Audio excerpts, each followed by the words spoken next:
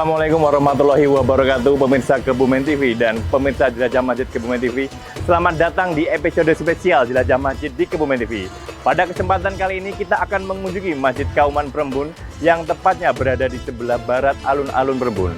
Masjid ini tidak hanya memiliki desain arsitektur yang unik dan penuh makna, tetapi juga memainkan peran penting dalam kehidupan sosial dan budaya masyarakat setempat. Seperti apa sejarah dan cerita singkat dari Masjid Baitul Haq di Perembun ini? Ikuti terus Jelajah Masjid Kebumen TV.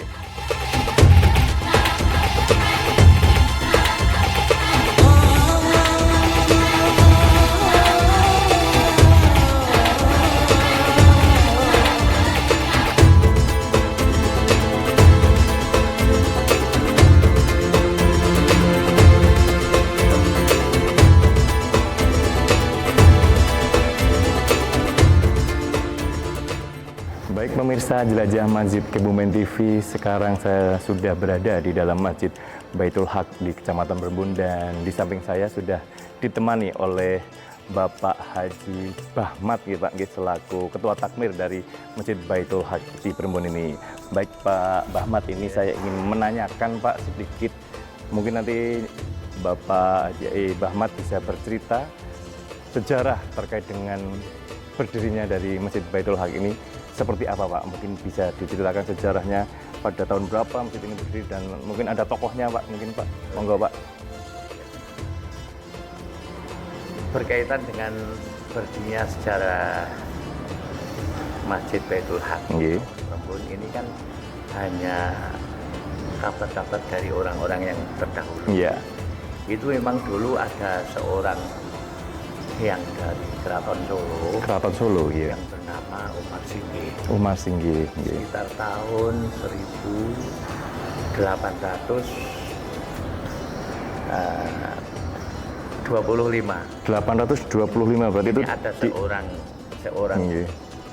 dia masih muda, sekitar umur 30 tahun. Ini datang ke Perembun. Ya, sebetulnya sih katanya untuk mencari kerabat-kerabat yang dari keraton. Oh, nggih. Cuma kebetulan betah di Perembun. Betah di Perembun, nggih. Sehingga berkumpul-kumpul dengan lingkungan, akhirnya bersepakat untuk mendirikan masjid. Bersepakat untuk mendirikan masjid. Nah, dulu awal mula adanya kesepakatan tersebut, awal mula tujuannya membangun masjid itu untuk apa? Apakah memang untuk tempat beribadah atau hanya untuk tempat berkumpul orang-orang saja, Pak? Dulu kan masjid ini ya berupa belum berupa masjid total. Cuma ada sejarah, istilahnya kan ada Masjid Tiban. Iya. Masjid Tiban yang terletak di daerah Sarakan, Kecamatan Ponorogo. Iya. Ini kan dulu juga ada. Setelah beberapa selang waktu ini memang didirikan masjid ya sebetulnya untuk kumpul-kumpul mencari tokoh nanti keluarga dari Surakarta ini dan kumpul. Biar berkumpul ya, agar lebih mudah lagi ya. Mati untuk bertemu di dalam satu tempat nggih. Dari wadah untuk berkumpul dari tujuan pencarian keluarga nggih. Baik, setelah adanya berdirinya masjid ini Pak, ada pengaruh nggak Pak dari lingkungan sekitar di masjid ini? Maksudnya masyarakat, ternyata memang butuh tempat ibadah seperti ini, atau bagaimana Pak? Ada. Dulu kan sempat ada pondok pesantren di sebelah sini. Ini masih zaman Bahola, jadi masih pakai panggung. Menggunakan panggung. Yang kebanyakan santrinya itu dari Kecamatan Miri, dari Kecamatan Ponorogo. Ini juga banyak yang ngaji di sini. Cuma selang waktu karena regenerasinya kurang. Ya, nggak ada penerus sehingga ya lama-lama pondok itu menjadi berkurang lah ya muridnya ya Pak ya. Ini saya juga tertarik Pak dengan beberapa ornamen di masjid ini karena masjid ini sebenarnya ini masih dalam tahap renovasi nggak Pak? Kalau boleh tahu Pak, ini sudah mengalami berapa kali renovasi Pak? Dan ini yang keberapa? Oh, ini dulu yang pertama 1978. 78, nggih. Ya. Kemudian untuk yang kedua direnovasi secara total. Total ya? Total ini dibongkar secara total Nggih. pada tahun 2019. 2019 ini kalau boleh saya tahu Pak, mungkin juga pemirsa dari Jelajah Masjid Kebumen TV ingin tahu kenapa dirombak secara total, apakah ini mengubah model gaya lama menjadi gaya baru dan kenapa dipilih model arsitektur seperti ini Pak? Ya sebetulnya ini dari kesepakatan konco-konco dan didukung oleh pemerintahan kecamatan. Nggih. Ini karena ini sebagai wajah Iya. Kebumen Timur ya. Nggih. Sehingga dari konco-konco takmir beserta pemerintahan kecamatan ini memang Bersepakat ya? sepakat untuk dibikin dia yang rada megah. Renovasi total nggih jadinya nggih. Ya ini ibu sisi kata niki. Oh iya. Terkait tadi mungkin sudah bercerita dengan model yang terbaru. Ini saya juga agak tertarik Pak. Ini di belakang saya ada mimbar Pak. Ini mimbar sepertinya sudah lama ya Pak ya. Kalau mimbar ini mungkin bisa diceritakan Pak, sudah ada berapa lama di masjid ini Pak? Kalau mimbar ini kebetulan datangnya mimbar dulu sih ya. Oh nggih. Sebelum masjid ini sudah ada mimbar sama moto. Sama moto. Iya. Mohon maaf, moto itu apa? ya? Mungkin ada yang belum tahu pemirsa Kebumen TV. Kubah. Oh kubah, nggih. Tapi kubah kecil Nggih. seperti apa ya, gentong. Oh iya. Gentong. Ini sudah ada sekitar pada tahun 1810 apa berapa? 1810. Jadi lebih ada terlebih dahulu nggih. Lebih dahulu. Kemudian baru dibangun masjidnya. Kalau boleh tahu ini berarti mimbarnya sudah mengalami perubahan atau belum Pak? Atau ada penggantian kayu atau? Ini kayu asli. Nggih. Cuma dulu kan rodok lebar Pak. Nggih.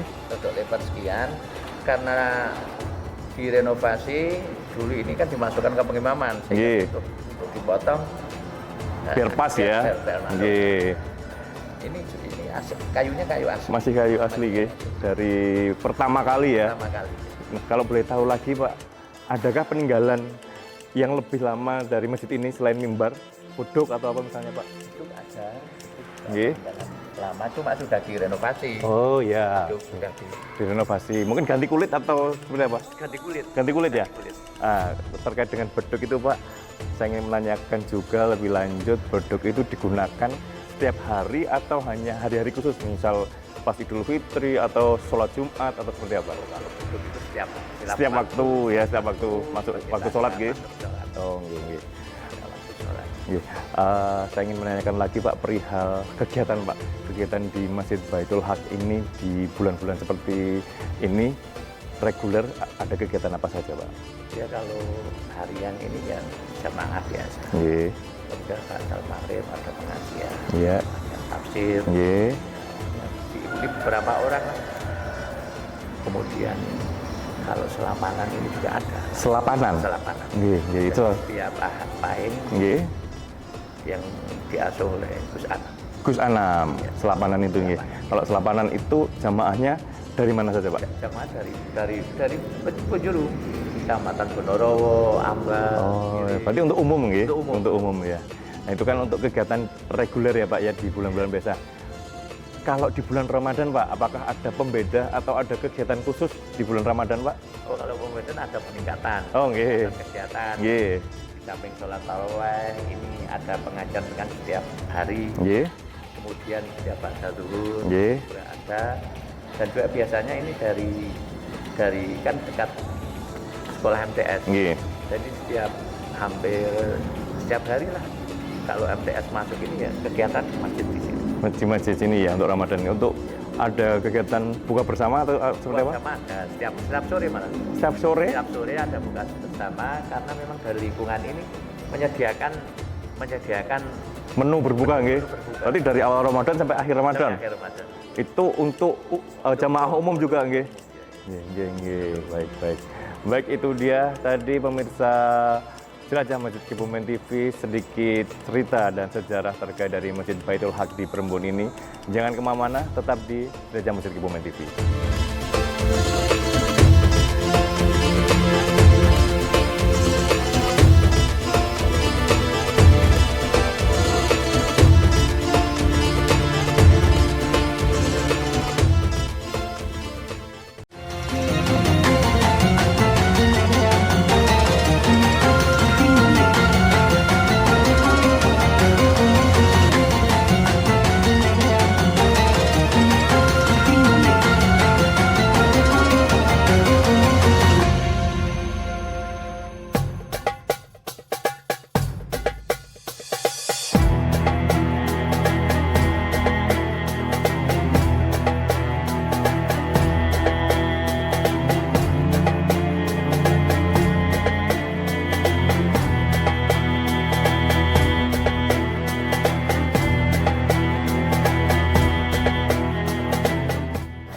pemirsa Jelajah Masjid Kebumen TV, sekarang kita akan menuju ke salah satu peninggalan dari Masjid Baitul Haq dari zaman awal mula Masjid Baitul Haq sebelum berdiri. Ini ada mimbar ya Pak ya? Iya. Mungkin bisa diceritakan Pak, karena di sini juga saya lihat ada tulisan-tulisan Arab dan juga ada tahun juga ya peninggalan. Mungkin bisa dijelaskan mungkin jenengan Pak, monggo Pak. Ya, tadi saya sampaikan bahwa mimbar ini kan datang sebelum dibangun masjid, ini Ya. mimbar sudah ada. Sudah ada terlebih dahulu. Ada. Nggih. Kemudian tahun 1855 baru di Pakai. 25 Nggih, digunakan. Dan Kalau nggih monggo. tulisan-tulisan ini Nggih. ya tulisan hanya sebatas ya tulisan tanda-tanda lah. Nggih. Kalimah-kalimah thayyibah dan ada ayat-ayat Al-Qur'an Nggih. kan ini juga ada. Karena saya lihat juga selain tulisan Arab ini ada tulisan huruf Jawa nggih Pak nggih. Ya, dan Jawa. Nggih. Berarti sampai sekarang masih digunakan Pak ya mimbar ini enggak Pak ya? Kemudian ini juga ada tongkat Pak, saya lihat. Oh iya. Untuk tongkat apakah baru atau memang sudah lama juga? Tongkat ini tinggalan juga. Tongkat. Bareng dengan Iya, mimbar iya, iya. dan masih bentuknya masih seperti Masih semula. utuh, Masih utuh ya. masih utuh. Nggih. Masih utuh. Baik Pak, monggo kita mungkin jelajah lagi Pak.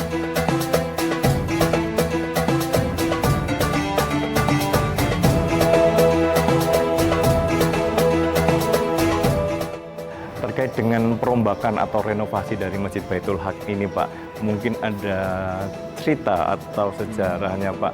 Ini ada soko 4 ini. Dulunya apakah memang sudah sebesar ini sokonya atau seperti apa Pak? Oh, kalau soko yang asli tidak sebesar ini. Nggih. Tidak sebesar ini karena masjid yang dulu kan juga tidak sebesar ini. Nggih, Ya. nggih. Ya cuma sekitar 40 kali 30-an. 40 kali 30. 30. Berarti kemudian untuk soko yang lama ditaruh mana Pak? Soko yang lama ini, soko yang lama dibelah-belah. Nggih. Kemudian dimanfaatkan. Dimanfaatkan untuk kusen-kusen. Oh, untuk kusen-kusen dari Kusen-kusen. pintu samping-samping masjid ini nggih.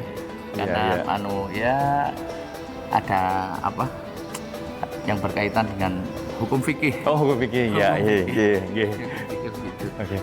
Baik, terkait dengan renovasi masjid ini, apakah dulu sudah 2 lantai seperti ini atau belum Pak? Dan mungkin sekarang masjid ini sudah bisa menampung jamaah sampai dengan berapa Pak? Kalau dulu nggak seperti ini, dulu Nggih. ya seperti masjid kuno, Ya, seperti limasan apa Nggih. limasan. Ya karena satu sisi juga bahan bangunan sudah rapuh, Nggih. kemudian juga membutuhkan jamaah-jamaah yang lebih Bisa menampung lebih banyak lagi nggih. banyak lagi sehingga Iya, dibuat seperti ini. dibuat sampai 2 lantai nggih. Lagi. Ini untuk Idul Fitri atau Idul Adha apakah dipakai untuk sholat Id juga di sini Pak? Oh iya. Jadi untuk Idul Fitri, Idul Adha juga dilaksanakan di masjid. Di masjid sini, ya. Baik, oke. Kita akan menuju ke beduk Pak. Oh iya. Nggih, monggo. Oke.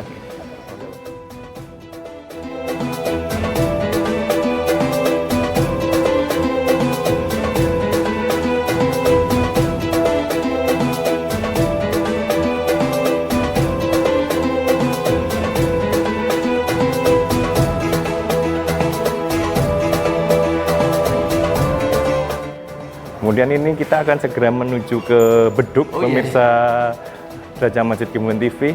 Ini adalah salah satu beduk peninggalan masjid. Baik Pak, Pak Iya. Bahmat mungkin bisa diceritakan terkait dengan beduk ini Pak.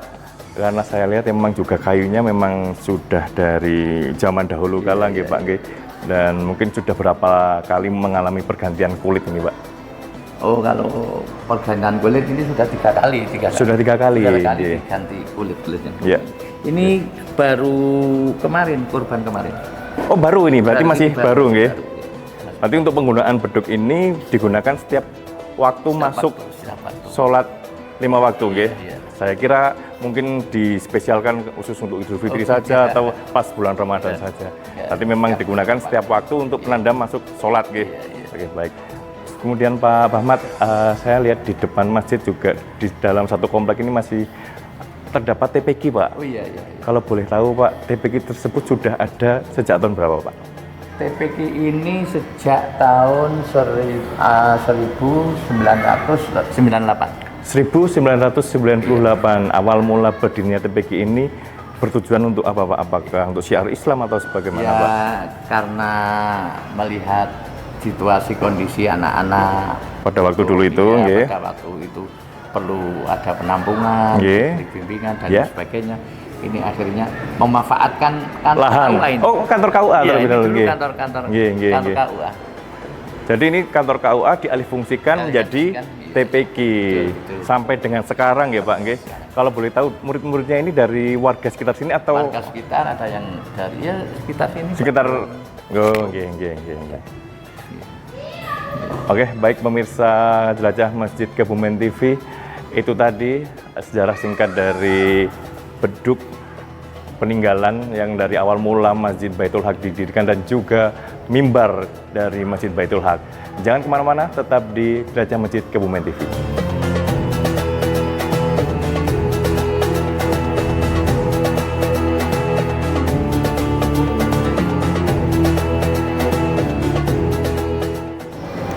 Sahabat Jelajah Masjid, itu tadi perjalanan kita di episode kali ini. Semoga yang kita pelajari dari Masjid Baitul Haq, Kecamatan Perembun, Kabupaten Kebumen, dapat memberikan inspirasi dan memperdalam pemahaman kita tentang pentingnya nilai-nilai keislaman dalam kehidupan sehari-hari. Terima kasih telah mengikuti Jelajah Masjid. Sampai jumpa di episode berikutnya. Wassalamualaikum warahmatullahi wabarakatuh.